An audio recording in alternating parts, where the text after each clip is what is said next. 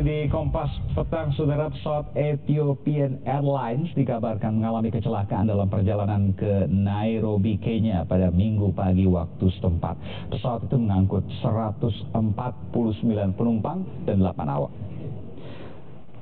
Pesawat jenis Boeing 737 MAX 8 diyakini jatuh 6 menit setelah lepas landas dari Addis Ababa, ibu kota Ethiopia.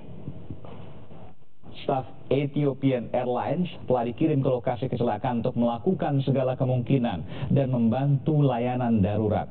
Beberapa penerbangan dari Addis Ababa ditunda atau dibatalkan pada Minggu pagi akibat kecelakaan ini. Jenis Boeing ini, MAX 8 atau MAX 8, sama dengan pesawat Lion Air PKLKP yang jatuh di perairan Tanjung Karawang, Jawa Barat pada bulan Oktober 2018 lalu. Pihak maskapai Ethiopian Airlines menegaskan jika pencarian dan proses penyelamatan masih terus berjalan, namun pihak maskapai belum mendapatkan terkait jumlah korban dalam peristiwa ini.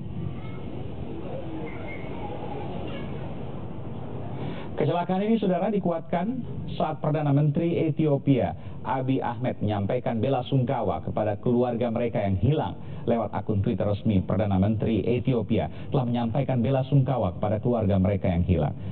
Kantor Perdana Menteri atas nama pemerintah dan orang-orang Ethiopia ingin menyampaikan bela sungkawa terdalamnya kepada keluarga yang telah kehilangan orang yang mereka cintai di Ethiopian Airlines Boeing 737 MAX 8 pada penerbangan terjadwal reguler ke Nairobi, Kenya pagi ini. Tulis Abiy Ahmed di akun Twitter kantor PM Ethiopia.